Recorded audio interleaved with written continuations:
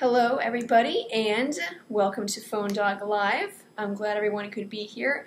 It is that time. It's 5 p.m. Eastern Time or 4 Central or I don't know, 1 o'clock in the morning depending on where you're at. I'm Central Time, so it's 4 p.m. here. So we are ready to go and I will be on Ustream. So if you're on Ustream, I'll be checking the chat stream. We have a couple of interesting topics this week. Whenever I was getting ready, I realized that there just wasn't that much happening in the news this week, and so I sent out a tweet and I got some good suggestions. So we'll be covering some of my predictions and also rumors that we've heard about the Nokia June 21st event, and then we'll also be talking about some new interesting devices that we've heard about this week, a couple from Sony and then LG. And then the HP TouchPad is going to be released July 1st, it's coming up. So I thought we would kind of talk about that. You know, a new OS in the tablet race. You know, we had iOS, and then Android obviously is, you know, big. And so now we have WebOS, and so it's kind of interesting to have that option and see how it translates into the tablet market. And then there's some extras, and of course the open Q&A at the end of the broadcast. So if you're on Ustream or Facebook, I'm going to be there too. If you're watching this on YouTube, obviously I won't be able to see your comments live, but you can still watch the recording and watch the entire show, and then I'll be checking the comments on YouTube. So if you're there, we'll still be able to communicate, have that one-on-one bond. So not really a bond, but anyway. So yeah, first of all, the Nokia June 21st event. And, you know, feel free to leave your thoughts on what you think is going to be released. This actually just kind of crept up on me. Honestly, I feel kind of bad saying this, but I completely forgot about this event. And so, so I had to do some research, and I did some digging around to see, you know, what exactly we can expect. So it is going to be on June 21st. It's Nokia, and Nokia is saying that this is going to be their biggest event of the year. And there's actually a couple of quotes from Nokia that sort of give us a hint as to what's going to be announced, because we're thinking that we're going to see a device, you know, definitely, you know, make some new software. They talked about a new ecosystem, so we're thinking we're going to see some software, but we're thinking also a device, so maybe a phone or a tablet. So a couple of the quotes that we have from Nokia, and then we'll kind of pick them apart, and I'll give you guys basically my predictions on what I think we're going to see. Has the chat stopped? Is everything okay with the chat? Let me know if it freezes or anything. And also, I just realized that I am broadcasting in a lower resolution. I forgot to change it before I started streaming. So if you're watching on YouTube, I'm sorry, it's a lower resolution. I forgot to up it before I went live. But anyway, we'll fix it next week. So here's a quote from Nokia. It says that they will provide an overview of Nokia's new strategy, the resulting new ecosystem, and then once they discuss that will set the stage for a number of exciting new product and service launches. So we know that Nokia has partnered with Microsoft, so obviously that's their new strategy. At least, you know, that seems to be the obvious answer. And then the resulting new ecosystem would obviously, you know, if you're going to follow that path, would be new Nokia phones with Windows Phone 7 installed, and, you know, following that ecosystem line. And then the other quotes from Nokia is saying that this is going to be Nokia's biggest event of the year. So the rumors are that there's going to be Amigo-based handsets, possibly the N9, which we saw. We've seen that forever. It was supposed to come out last year, but it never came out. And then we thought maybe this year, but so and it runs MeeGo, and so some people are thinking that it's going to be that because it's the new ecosystem of MeeGo and kind of like scrapping Symbian since that's falling apart.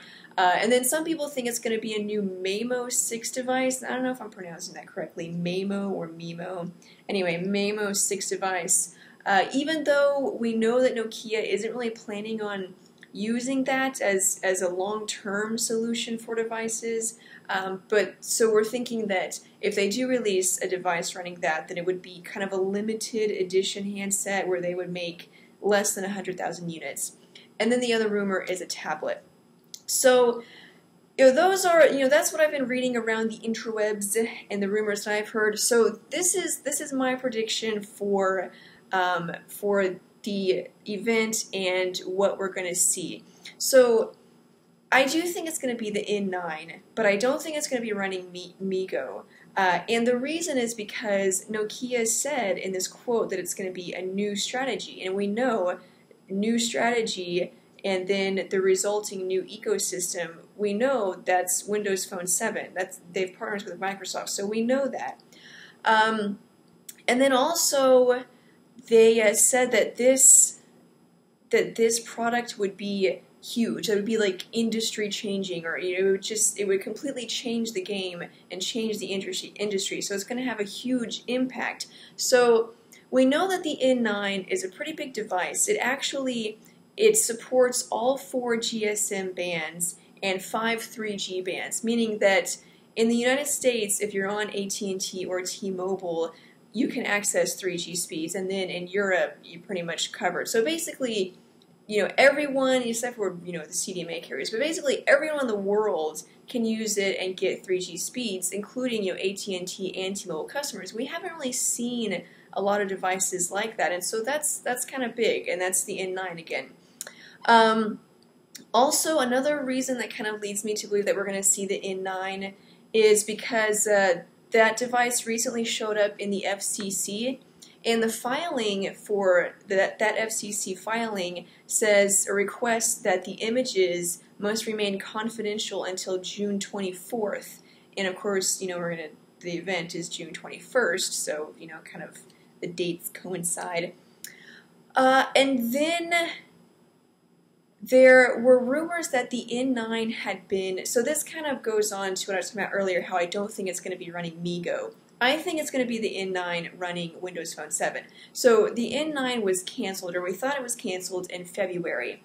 But then we got updates that the N9 wasn't canceled, but instead it's going to be running Windows Phone 7. Apparently Nokia tried to run MeeGo on it, and it just didn't work. It kept crashing and freezing, and so so they tried running Windows Phone 7 and it worked perfectly.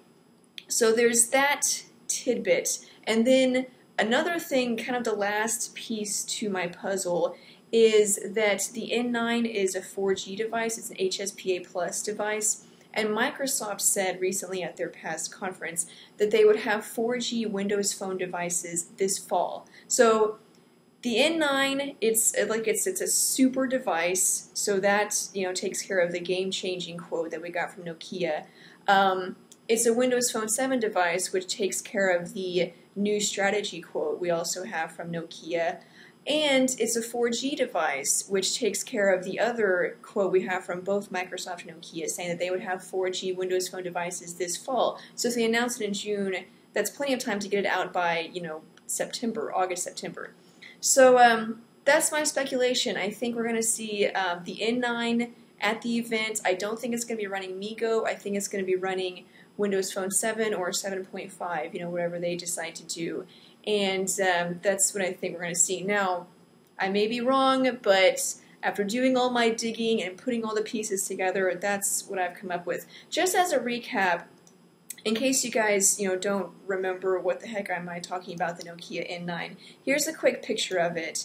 And so you can see it has a physical keyboard, and then, it carries that same hardware design that Nokia's other recent devices have had. We had a review of the Nokia N8 on PhoneDog.com. So this basically looks like the N8, but with a physical keyboard. Now, obviously, in this picture, it's running MeeGo, but my prediction is that it's going to be running Windows Phone 7.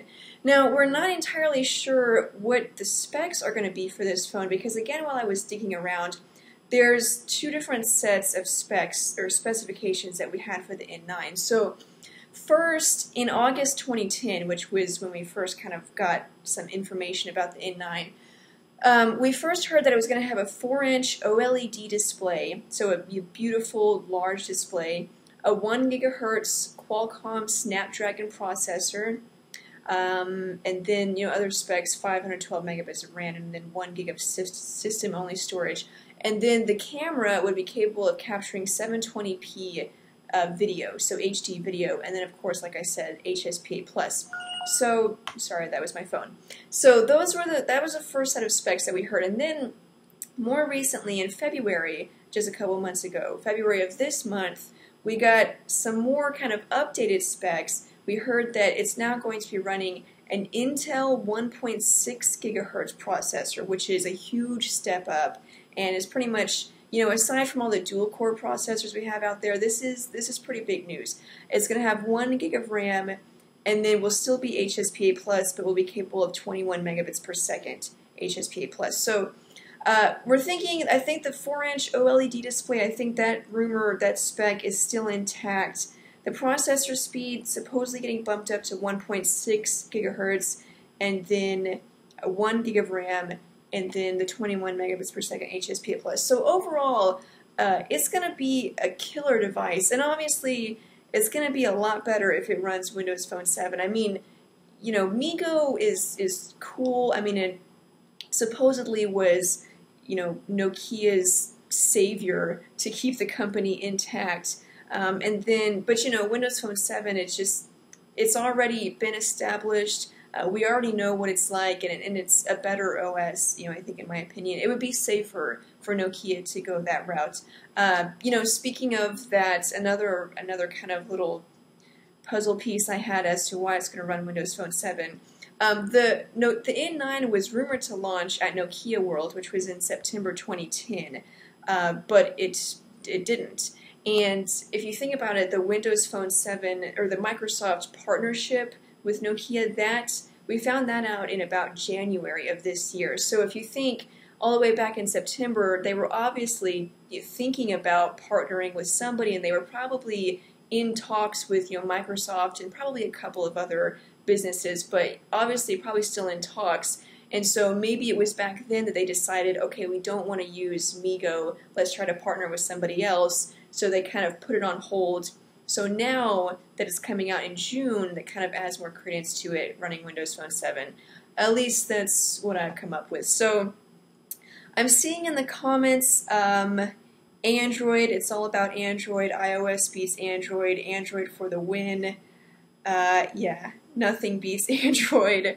So it's not going to be running Android, and I don't know if that's what you guys are referring to, but I don't think it's going to be running Android. If anything, if it's not MeeGo, it's going to be Windows Phone 7. So I'm actually excited about this. I think it's going to be huge for Nokia because, just the specs alone are amazing, and it's going to be a killer device. And then I think adding Windows Phone 7 to it, this is going to be a flagship Nokia device as well as a flagship Windows Phone 7 device. So we'll have to see. It's not that far away. Let's see. Today is June 17th, so this is the 21st. So we're going to know by early next week. So that's my speculation. That's what I think, and I may be wrong, but it'd be pretty cool if I was right, because then I could be like, boom, I told you so. Not that I've ever been right about rumors really before, but so that's the event, and of course, we're going to have plenty of coverage and more whenever we do find out what Nokia announces. We're going to be covering it live. I don't know if we're going to be there. I'm pretty sure we're not going to be there, but we will be covering it, and so we'll keep you guys updated on what we see. And so keep it on PhoneDog.com for that. Next, this week we have also seen a couple of updates and then leaks on some phones with interesting form factors and tablets with interesting form factors. And so I wanted to kind of touch on that because these are really weird form factors if you think about it. Let me get a drink really quick. I'm sorry. I needed water because my voice, it goes out, and for some reason it's going out a lot earlier. Usually it's not until like the last half hour that it starts getting kind of rough and cracky. But anyway, so interesting form factors. And the four devices I was thinking about whenever this first came to my mind was what we heard about today, the Sony S1 and S2. We just got a couple of leaked kind of teaser videos that don't really tell us anything about them, but they do give us a good look at the tablet since we hadn't really seen, good looks before.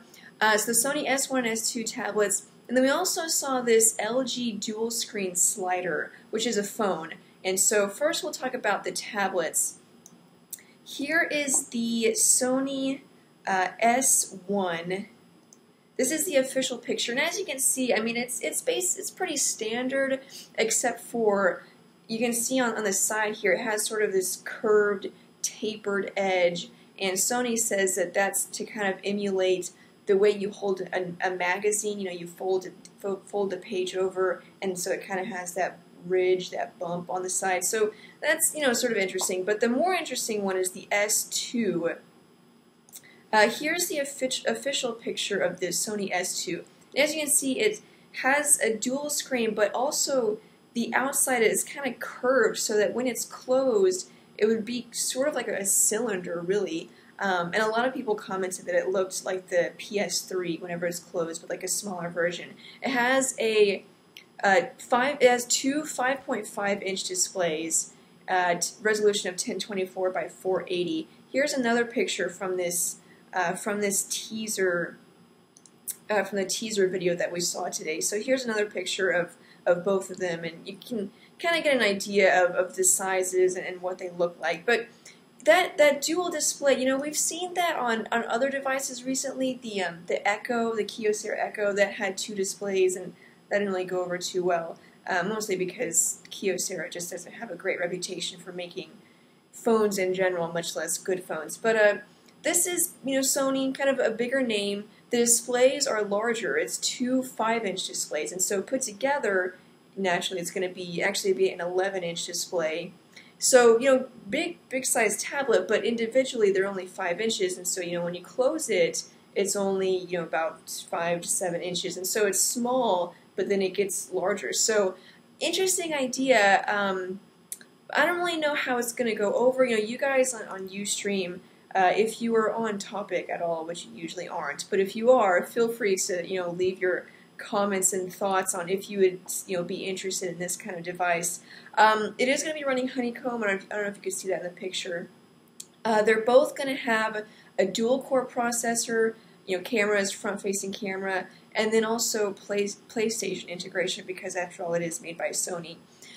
Interesting form factors, and I'm curious to see how it works on the market, if people really pick it up. I don't know that I would be interested in it, even though I think there are some obvious uses for it. I mean, keyboard, you can have one display with, whatever it is, the window that you're looking at, and then the bottom display for the keyboard, so it's like a large virtual keyboard. Multitasking kind of takes multitasking to the next level, but still, I'm kind of wary of it. I'm not sure if it's going to work out. The second interesting device that we saw was this one from LG, and here's a picture of it. And obviously, we already know it's going to T-Mobile, and this actually looks like a final product, so I'm surprised that we were just now hearing about it. But it's made by LG, and you can see it's this dual screen slider. So it has the front display, which is pretty standard 3.8-inch display, but then it has this other smaller display kind of crammed in the keyboard. So here's a closer picture of that display. And as you can see, it's basically just used for quick launch shortcuts. So you can add shortcuts, for messaging, music. It is going to be running Android, so you can see there's our Android options. And you can add more. So not really, it doesn't have full functionality as the typical display would, but it does have that quick launch, those quick launch shortcuts. But then it's crammed in between the keyboard, so it kind of makes the keyboard smaller and more spaced out. This is, again, interesting. I'm not entirely. I think this is a little more safe than the other interesting form factor we just talked about, the Sony, the S2, that dual screen display. I think this is safer and will probably go over better. More use for it since it's not a full functioning display. It's just the shortcuts. I think that kind of like, oh, okay, well that makes sense because it has a specific purpose. You don't just have to make up something like, what do I do with this display? So I think it'll go over better, and then it looks like, in general, just a good phone anyway. I mean, the keyboard looks spectacular. I don't know how the keyboard's going to work, if it's going to be comfortable typing with, because I think, personally, I don't always use my left thumb for the keys on the left side of the keyboard. I mean, sometimes just the way I happen to be typing, I'll use my right thumb to kind of reach over and get to the T or the R. So we'll have to see how that works out. But we're hearing that it's going to be called the Flip 2, which is interesting because I never heard of the Flip 1 by LG, at least not by LG. And then it doesn't actually flip, it's a slider, so I don't really know where they got that name Flip 2. That could be a mistake or a rumor that turns out not to be true. And then, as we saw, it's coming to T-Mobile. So, again, interesting. And that's kind of been the trend lately. We saw the Asus Padfone. I don't know if you guys remember this one, where it's a phone separately. We talked about this, actually. I don't know if it was last week or the week before, but we talked about this one in depth. But it's a phone, and that kind of docks into the tablet. So it seems like manufacturers are trying to, shake it up a little bit and try new things. I think the Asus Padfone idea was great, and I talked about that. I thought it was definitely a good idea. The LG dual-screen slider phone, I think that could work. The Sony clamshell dual-screen, I don't know if that one's necessarily going to work out, but definitely interesting, and so we'll have to, again, I say this every time we talk about a new product, we'll really just have to wait until it gets on the market to see how it does. But I'm anxious. I'm excited. I like to get some hands-on time to see if it's actually practical, or if it's just kind of another gimmicky thing to mess with. Moving right along to our next topic, the HP TouchPad. It's coming out soon. July 1st is the date that I have. And we're going to be seeing it in the 16 gigabyte variety and the 32 gigabyte variety. The 16 gig version will be selling for $499, and the 32 gig version will be selling for $599. At least I believe that's the confirmed dates. And it's going to be a 3G device coming to AT&T.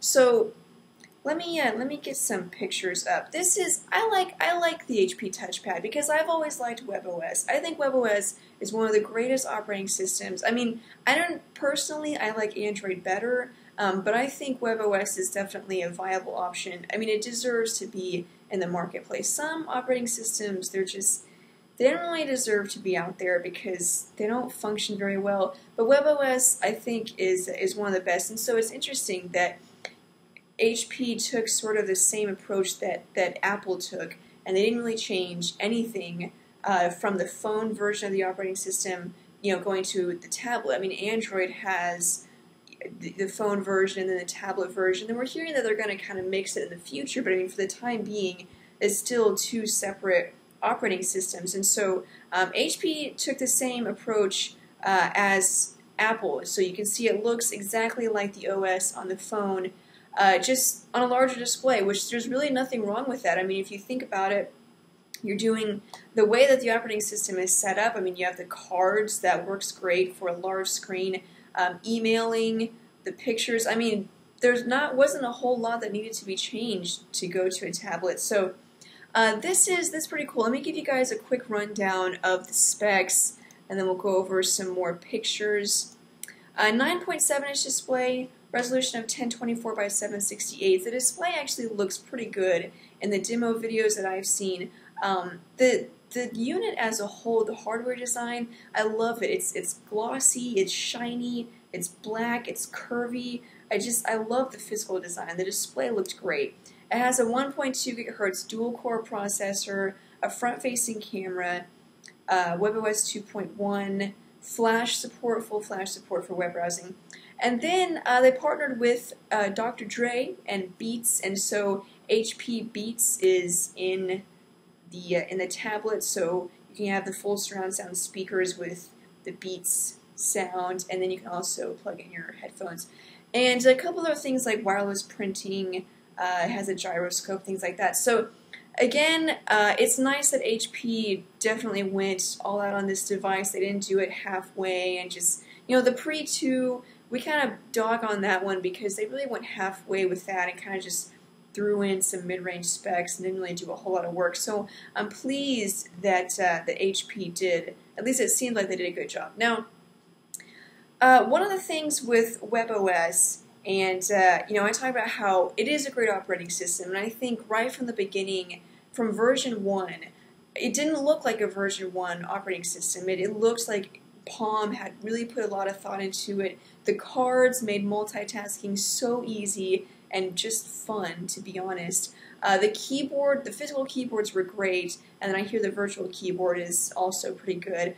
The notification system, and HP has updated the notification system. So here you can see, instead of it kind of popping up at the bottom and then staying in its own little bar at the bottom of the display, you can see it shows up at the top bar now, and then you can select the icon, and then this little window will pop down, and so you can see your emails. It'll show how many emails you have in a stack, and so you can swipe through them just right there in this notification section, and then it'll go away whenever you're done with it. You can just touch the icon again, and it'll go away. So excellent notification system. And then let me give you guys a look at the keyboard too. Here's the virtual keyboard. So, and then also this is the messaging interface. Just very well designed, and you can see at the very bottom of the tablet itself is that glowing bar. So they maintain that gesture area, which worked so well. I used the Pixie. I had our demo unit, and it was awesome. Now, one of the things about WebOS is that it's definitely a very minimalist operating system. With iOS you have all your icons on this. There's no app drawer. It's just all on the home screen. You just slide through all your pages. With Android, you have icons, you have widgets, you have shortcuts, you have docks at the bottom, you have the app drawer. Whereas with WebOS, very, very simplistic. So whenever you don't have any applications open or any cards on your home screen, you basically just have a blank screen with the dock at the bottom, 2 shortcuts that you can set, and then at the top, is your notification bar and has a time and indicators for signal strength. But I mean, really, very minimalistic. And so some people are going to like that, some people aren't. I mean, I love widgets, and now that I've used them, I don't know if I could live without them, but this is exciting. And so it's coming out, what did I say, July 1st? Yeah, and prices are actually reasonable, $4.99, $5.99. And so I want to see how people really pick this up. I mean, the Pre didn't really have a fair chance because Palm, as we know, did a horrible job marketing. So now that HP has taken over, I've seen some more advertising for this. I've seen it in a couple of videos. It seems like they've done a good job. So I'm anxious to see if people pick it up, and I think they should. I get asked a lot if WebOS is a good operating system, or should I go with WebOS, or should I go with Android? WebOS is great. If you like the widgets and icons of Android, obviously go with Android. But WebOS, it's a very beautiful operating system. The color scheme, the design, how everything is curved, the cards, even right down to whenever you touch the screen, there's a little ripple effect right where your finger was. It's a beautiful OS. So I'm excited about that's a touchpad. I don't know if I said the name, but that's a touchpad from HP. So I'm excited about that. And then moving along to did I say Alon? Moving along to the last topic, which is basically just extras. I didn't really have a name for this topic because it's just kind of extra stuff that we throw out there. Some new things that we've heard about today and this week and the past couple weeks. The Sony Ericsson Xperia Duo, and I think this was just leaked today, so you might not have even heard about this, but it is supposedly going to be Sony Ericsson's first dual-core phone, hence the name Duo. I have a picture of it, and it's a very blurry picture, so it doesn't really tell us much about it. But here's the leaked picture of the Xperia Duo, and as you can see, it's everything else is just like every other Sony Ericsson Android phone. It has their custom UI, and then the hardware design is, again, very similar. But the main thing here is that it's supposedly going to have a dual-core processor. We really don't know anything else beyond that. There's speculation that it is going to have a 4.3-inch display, but that's just based on the picture. You know, you can tell it has kind of a larger display, so that's just speculation. Then you can also see that it had a front-facing camera. But other than that, we really don't know anything about it. But I know there's a lot of people out there that actually are fans of Sony Ericsson and their custom UI. I personally don't like it, but if you're a fan of them and you've been waiting for an awesome, killer Sony Ericsson device, it'll be the Duo. And I have no idea when it's going to come out or which carrier it's going to be on, so just don't ask me because I don't know. Second, the Nexus 4G. This is not the Nexus S 4G. It's supposedly going to be the next version or the next Nexus phone. Say that 3 times fast. Next Nexus phone from Google.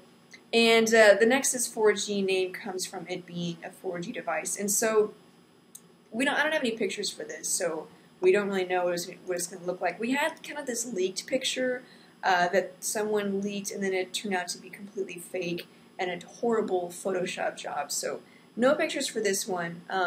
Let me get a drink really quick. I'm sorry. My throat's just totally raspy and croaky, so I'm sorry about that. We hear that it could be made by HTC or LG, but that's speculation. But this is the tipsters, and this is what they've said, what the Nexus 4G could be like. Supposedly it's going to have a monster-sized display, and it's going to be an HD display. HD being, 1280 by 720, at least that's, what we're going to guess, which is higher resolution than anything on the market, higher than the Retina display on the iPhone, higher than any Super AMOLED Plus display, basically a gorgeous display. Now the problem with this is one, battery life, which is kind of a given, but also, anything smaller than 5 inches, that high of a resolution, anything smaller than that doesn't really make sense because, once you get to like a 4-inch display or a 4.3-inch display, I mean, there's a certain point where that kind of pixel density you don't even notice. You won't even notice that it's any better than, a Super AMOLED Plus display or a Retina display, which is probably why the tipsters said that it's going to have a monster-sized display. So we're thinking, okay, 5-inch display or maybe larger? I mean, then you're kind of getting into a tablet. So we're thinking it's going to have to stay with 5 inches, but I mean, Dell tried that with the Dell Streak, and it's kind of worked, but not really. I mean, it was really a niche product, and if we're thinking about the flagship Google phone, we kind of don't want it to be just a niche product. I mean, you want a lot of people to use that. So, but that's what we're thinking. Maybe a 5-inch display and then an HD resolution, so 1280 by 720. No physical keys because it's going to be running Ice Cream Sandwich, and supposedly that does not need physical keys. If it is a 5-inch display, that'll be plenty of room for the buttons being on the display like it is on Honeycomb.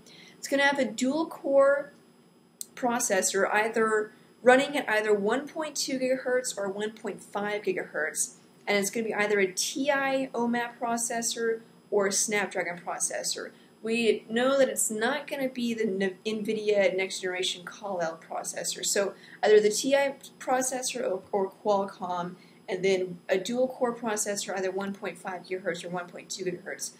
Awesome. I mean, dual-core, great, but 1.5 gigahertz, even better.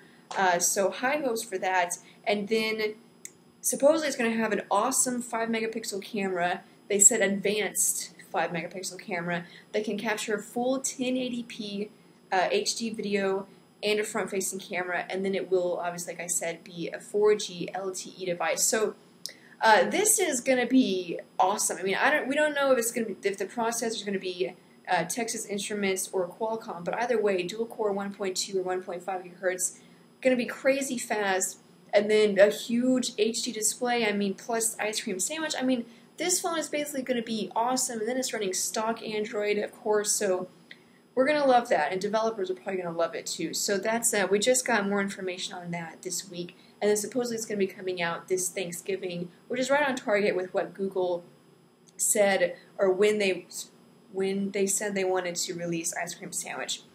And then another, is Sydney ever going to mod us? Did you guys get unmodded? Sorry, I wasn't even paying attention.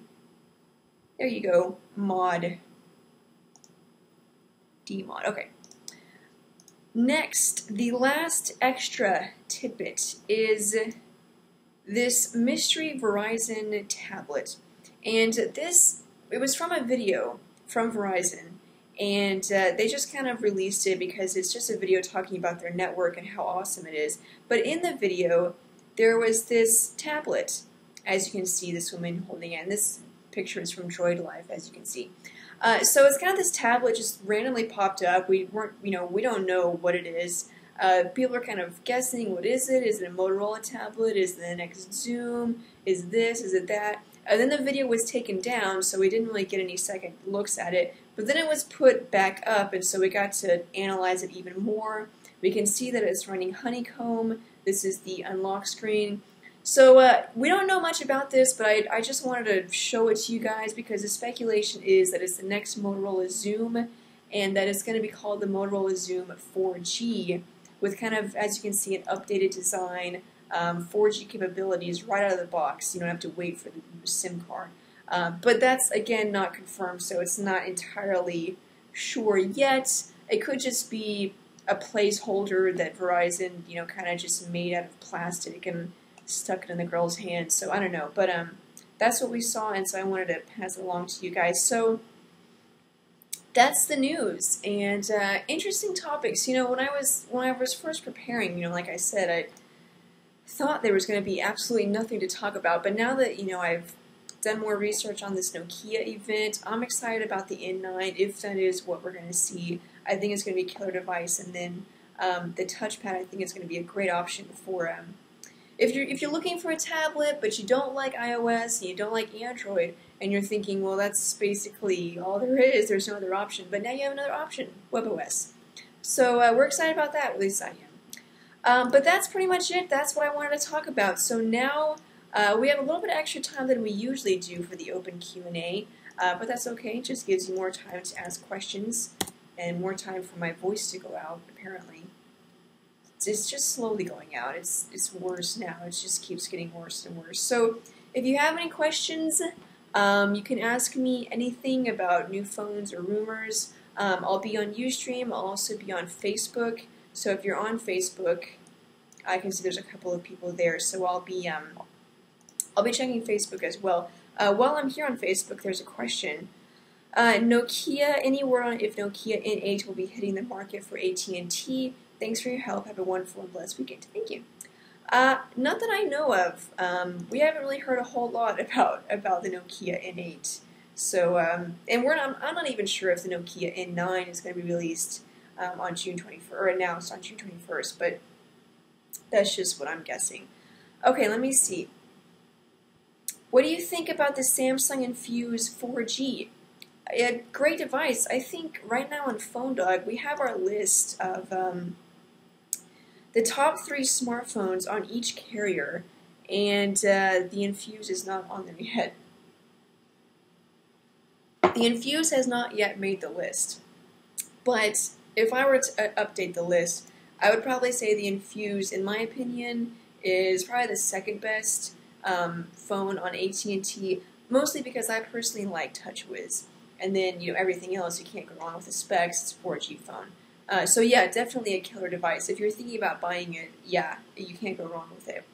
Any new Metro PCS phones coming out? Not that we know of, or not that I know of at least. Should I sell my old aluminum MacBook unibody pre-MacBook Pro and replace it with an iPad just for going to class and sitting in the living room? I have an iMac as my main computer. Yeah, if you have, I personally, I don't see how I could yet replace a computer with a tablet, so I wouldn't say going that route, but if you already have an iMac and then you're just going to use the iPad for walking around, then yeah, I think you'd probably be able to fill all of your needs. Unless you use it for a lot of word processing, but I think you probably already know that. Sorry I just got here, but I wanted to know if you heard anything about the MyTouch 4G slide. No, we haven't heard anything, at least not this week. Would you recommend the Sensation or the Evo 3D? Really, I mean, the only difference is basically the 3D capabilities that the Evo 3D has. I mean, other than that, you get Sense, you get dual-core processor, great camera. I mean, really between those two, the difference is 3D. So if you don't need 3D, then go with the Sensation. Which phone manufacturer do you think has the best marketing team? Please don't include Apple or HTC. Well, I was going to say HTC. Why can't I include those? I think they have the best marketing team. So, okay, I would say Samsung. Any word on will the Evo Shift get the gingerbread upgrade? Yes, let me see. We just heard about that. June 20th? June 20th is the rumored date, is a date for when the Evo Shift is going to get 2.3. Any news on gingerbread for the Droid Charge? I don't have any news on that. No, I'm sorry. Double Shot, any news on the Galaxy S2 yet? No. Any word on... Oh, okay, just answer that. Any suggestions on an upgrade from the HTC Incredible? Well, if you're on Verizon, which I'm assuming you are since you have the Incredible, right now on our top 3 smartphones list for Verizon, we have the Samsung Droid Charge as number 1. So I would say probably that one. The LG Revolution, that's also an awesome phone if you're thinking about that, but I don't really like LG's UI that they used on that. I thought I did at first glance. I thought it looked good, but after watching some videos and seeing how it functioned, I didn't really like that. So I'd say probably the Droid Charge would be your best option. Let me see. Is N9 the first Windows mobile phone from the Nokia? That's my speculation. That's just my guess that we're going to see the N9 with Windows Phone 7 at the event on June 21st, but that's just my guess. Is QHD better than Super AMOLED Plus? Well, it's, different technologies and resolution. Basically, if you were to put them side by side, you would notice some differences, just like if you were to go from a Retina display to Super AMOLED Plus. I mean, you're going to notice some differences, but individually, no. I mean, they're all excellent, and so I, personally, if a phone has, Super AMOLED Plus or QHD, I wouldn't really use that as a determining factor because they're both going to be beautiful and amazing. Has Nokia released a Windows mode? No, they haven't yet. If you could create your own phone, what would be the defining features? What carrier would you put it on? What size and type of screen would it have? What operating system would it run? And what would it be called? Wow, big question. Well, I like beautiful displays, so it would have to be like a Super AMOLED Plus display. Probably a 4-inch display. Anything larger is just too big. It would have a physical keyboard. It would probably be the physical keyboard from the MyTouch 3G Slide, because I think that was one of the best physical keyboards I've ever used. It would have an excellent camera, preferably from like Nokia or Sony Ericsson. Their cameras are amazing. And it would run Android with TouchWiz, because I love TouchWiz. It's my favorite UI. I know I'm probably alone in that. What would I call it? I have no idea. Sydney's phone? I don't know. Will the Infuse 4G be upgraded to TouchWiz 4? I'm not sure. I'm not sure about that. I may have missed your answer, but any word on the gingerbread update? Yeah, the gingerbread update is supposed to come to the Evo Shift on June 20th. That's what I've heard. I'm gonna get another drink. I'm sorry. This is the most drinks I've taken in a broadcast. So I'm really sorry if it's distracting. It's just my voice is just getting bad. Yes, I have an iPhone and an S2. I don't know what an S2 is. Guess what I'm selling? The iPhone. Okay. Oh, Galaxy S2? Thanks for the answer. You're welcome. Let me check over on our Facebook page to see if there's any new questions there. What phone would you recommend? That's a very general question. You'll have to give me a few more guidelines. Is there a particular carrier that you're on, or a price range. You want a smartphone or a feature phone? Give me some more details, because there's hundreds of phones on the market right now. Sydney, can we talk about the new BlackBerry, including the BlackBerry Bold 9900? We actually talked about that in depth a couple of weeks ago. That was one of our topics. I'm not going to talk about it right now because this is an open Q&A, so I want to try to answer some questions. But you can check out that video. It's on our YouTube channel and also PhoneDog.com. So you could check, you could search PhoneDog Live BlackBerry Bold 9900, and it'll bring up that video so you can watch whenever we talked about it. Do you like the Droid 3's new look and keyboard? Actually, I can't remember what the keyboard looks like. Let me see if I can get a quick picture of it. Droid 3. Images. That's not the Droid 3. Droid 3. Droid 3 China? It was just released in China. Okay, there's a picture. Okay, yeah, the keyboard looks good. The original Droid had the worst keyboard I have ever used, so this one definitely looks a lot better. Yeah. One more question. Any word on gingerbread update for the G2?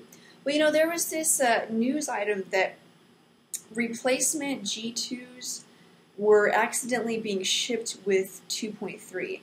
And so we originally heard that the G2 was not going to get 2.3, but then, or that it probably wouldn't. But then that started happening. People started getting replacement units with 2.3 on it. So we don't know when it's going to come, but that was the latest we've heard about it. We still don't have any dates yet. Do you think Motorola is dying? No, but I wish Motorola would die. I know they changed the name. It's like, I feel like telling the Motorola, it doesn't matter what you call it, your UI sucks, okay? Just go with something else. But Motorola, I think, is doing fine. It's just, after dogging on them, yeah, they're doing fine. Amen, I hate Motorola. What do you think about Sense 3.0, and will the Evo 4G get it?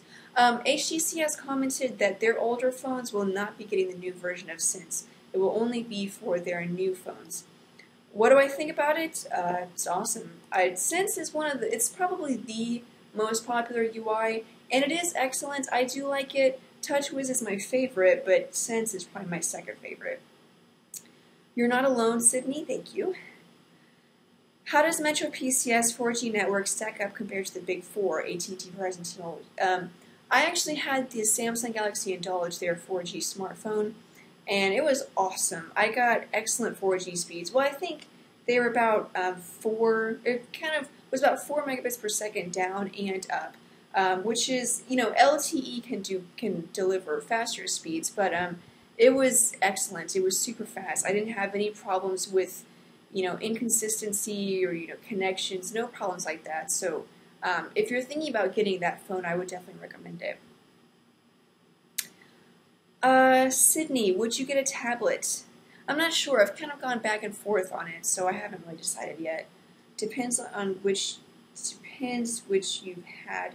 Is their droids are pretty good on the whole. Is the pop-up hinge on the Arrive annoying or helpful? The pop-up hinge on the Arrive I haven't personally used the Arrive, so I couldn't tell you from personal experience. But I would imagine, it doesn't look like it would be annoying. You'd have to ask Aaron about that because he had it for review. It doesn't look like it would be annoying, but like I said, I haven't personally used it, so I'm not sure. Let me check over on Facebook to see if there's any new questions. Any news? Okay, any news of HTC, Motorola, or Samsung coming out as well with a Windows Phone device? No, not that we know of. We just had. Let me see. We just got the HTC Arrive. We know that the HD7S that also just came out. But as far as devices in the future, we don't have any new devices coming out. But they already have, HTC and Samsung already have Windows Phone 7 devices. Motorola doesn't, but we don't have any news on if they'll get a new device. Is the Evo 3D a gimmick? I think the 3D is a gimmick. The Evo 3D itself is a beast of a phone, but I think the 3D is kind of, you know, I don't really see the use in it. What happened to the Echo? It's still out there.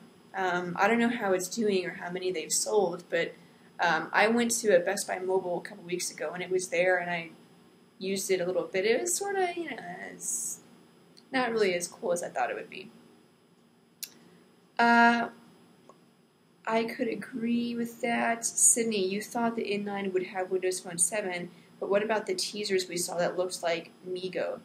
Well, those were a while ago, and so I'm thinking that, you know, the newest update is that it's going to have Windows Phone 7, because originally it was going to run Migo. So that's, you know, from the teasers, but I think now it'll be Windows Phone 7. Does Samsung Galaxy S2 support 4G? I don't. Let me check. Let me see if the US versions are going to, if we have any word on if the US versions will have 4G support. Galaxy S2. Yeah, we're hearing that it is going to be an HSPA Plus device, and so AT&T and T-Mobile would probably work on their 4G network. As far as Verizon and Sprint's 4G network, we're not sure. Why do you prefer TouchWiz over Sense? To me, it's all about the visual aspect. I just like TouchWiz, the icon designs, the widgets, the notification bar, the look. For me, it's all about the visual aspect of it. Actually, I have. Let me look at a TouchWiz device and tell you why I like it, if I can get it. All right, TouchWiz. Yeah, visual aspects, the icons, the menu. I know the app drawer design is a lot like, you know, a lot like iOS, but that doesn't really bother me because, you know, I like the design. And then, like I said, the notification bar. I just happen to like the way it functions. The things that Samsung has added to Android, I think, makes it just even better. Sense probably adds a lot more in terms of functionality and tools and customization, but just visually, I like TouchWiz better. What is taking so long with the Galaxy S2 here in the States? I feel like by the time we get it, the Galaxy S3 will be rolling out. It really hasn't been that long. It was just last month. It used to be like that with every device. A device would launch in Europe, and then it would take months to get to the US. So, do you think 3D is dying? I don't know about that. I mean, it just started with phones anyway, so I don't think it's dying just yet. I would be shocked if we don't see the Galaxy S2 before the end of July. Sydney, which phone are you using now? Please answer. Actually, I'm doing a review. I just finished the written review. It's not up on the site yet, but I just finished the written review of the Replenish. So I was using that. It's actually a pretty awesome device. It's a mid-range device. You kind of have to lower your expectations, but it's actually a pretty awesome device. The device that I was looking at just a second ago is an Epic, which I had because I was going to do a dogfight with the this is, I don't know if you can see my home screen. I want to show you guys, because I customize, every time I get a phone, I customize it to, you know, to fit me, because I'm going to be using it for a week. So I have Tomb Raider on my home screen, and, because I'm a big fan of Tomb Raider. Anyway, so I was going to do a dogfight with a Sidekick, but then I couldn't get the Sidekick to connect to a 4G network, so I couldn't really do the dogfight. Anyone want to hear Sydney's Apple developer voice again? Actually, I just do that voice occasionally. It wasn't for that role particularly. It was just, you know, every once in a while I do that. I hope that HP licenses WebOS to HTC or Motorola. I don't really see that happening, but it's possible. LOL, Tomb Raider, I see some, yeah, well, yeah. No, it's I don't have a Tomb Raider outfit. I've been asked that before, actually. And I'm a bigger fan of the games, not necessarily the movie. The picture that I had on my wallpaper was Angelina Jolie as Tomb Raider, but I'm not And that wasn't necessarily Angelina Jolie, it was just the Tomb Raider aspect, and that was the only one that I happened to find that worked for my setup and the way I wanted to do everything. But yeah, I'm a big fan of the games. I have a box set of the last 3, Legend, Anniversary, and Underworld. Underworld I think is the best one, and then I'm excited about the new one. I don't know, it's going to come out when? This summer or this fall? And it's kind of starting all the way back from the beginning, so I don't know. Epic wins hands down. Well, HP specifically said they would like to license WebOS to HTC. Okay, so I guess possible. I just, you know, we hadn't heard very much about it, so that's why I just kind of took a guess. You're doing the thing. I'm sorry, it's just a habit. I try not to, but it's just the way I talk. I know that's why I said that. What about Duke Nukem? Stop skipping my question. What's your question?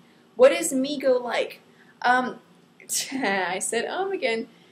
Migo hasn't really been released, at least as far as I know, on any mainstream devices, so no one's really gotten a lot of hands-on time with it, so I couldn't personally tell you from personal experience what it's like. I could try to get some pictures if you want. Migo. Let's see if I can get some pictures of Migo. Yeah, there's not a whole lot of pictures of it because it's just not out there yet. The N9 was supposed to be the first Migo device, and since that wasn't released, we just don't really know what Migo is going to be like. Okay, it's like when they said they put WebOS on laptops, no one really knows if it will happen, what that means, or whether or not it's a good idea. Sydney, does anyone at PhoneDog use an Apple iPhone 4? I'm sure someone does. The iPhone's a popular device. I know Aaron has like 7 phones. 7 personal devices, so I'm sure one of them is an iPhone. At TIP. Oh, hey, TIP Cam is here. Cameron from Today's iPhone. Dude, I didn't even notice you were here. Hi, Cameron. He's from Today's iPhone, which is our partner site that covers all the iOS news. Hey, hi. I'm gonna check back into Facebook, see if I missed any questions. Sydney, you should have 2 Windows Phone side by side so that you can see and answer both Ustream and Facebook questions. Oh, it's 2 Windows. I said Windows Phone. I should have 2 Windows. Well, I actually, on my monitor, I have the web browser on one side, and then I have my document with all of my rumors and info on the other side, so I don't really have any other time for any other room for another window. Don't think she likes Facebook as much. She tends to answer more of Ustream. I only check Facebook every few minutes because there's just not a lot of people on Facebook.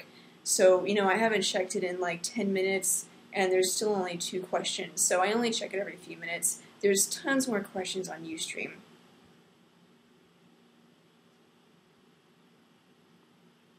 That was a random pause for a drink of water. LTE is really bad for battery life right now. I hate Motorola. Do you find the pop-up hinge on the HTC Arrive annoying or helpful? I already answered that. And the network is not where it would be ideally. Oh, you spelled it wrong the first time. LTE. Yeah, well, they're rapidly expanding their LTE network with Verizon and T-Mobile with their HSPA Plus network. They're both doing a great job expanding it. Yeah, it's not very widespread right now, but I don't think that's right now is a reason to not get an LTE device, unless, of course, you're not in an LTE market. But it's growing fast, so it's definitely. But whereas before, with the Evo, when it first came out, the 4G aspect was kind of just like, sort of a gimmick. But now I definitely think it's an incentive to buy a phone. How does Metro PCS? I just answered that question. Oh, that's why. Wow, I am way behind in questions. Wow, I didn't even realize that. Did that just happen, or is that okay? That just happened. Okay, I was not way behind the entire time. Okay, good. I just scrolled all the way down to the bottom of the chat window, and I was so far behind. But that was just within the past few minutes. Okay, good. Of course, we only have a minute left, so I'll just try to get a couple more questions, and then we have to stop. Ustream does that to me all the time. Do you think that Google should actually start spending some of this money they're making and advertise Android on TV themselves? I don't know. I mean, Android is doing fine, so I don't really think they need to. It scrolled for me about 4 to 5 times. WebOS is great, but why is it not selling that well? Advertising. Palm did a terrible job advertising, and so HP now just has to pick up the slack. It's 5 o'clock. And it's 5 o'clock, my computer just told me. So that's it for this week's edition of PhoneDog Live. I'm glad everyone could be here. I'm sorry if I missed your question, but hopefully we can get to it next week. Or you can send me a message on Twitter. My screen name is It's My Job to Know. But we'll be back next week, same time, 5 p.m. Eastern Time, on our Facebook page and our Ustream channel. If you missed some of this broadcast, I did record it, and so you can watch the recording of it on our Ustream channel, and then I'll also be uploading it to our YouTube channel, so you can watch the recording of it there. If you're watching this on YouTube, thanks for watching. I'll be checking the comments, so feel free to leave a comment, and I'll respond to the ones that I can respond to. But that's pretty much it. I'll see you guys later. Thanks for coming.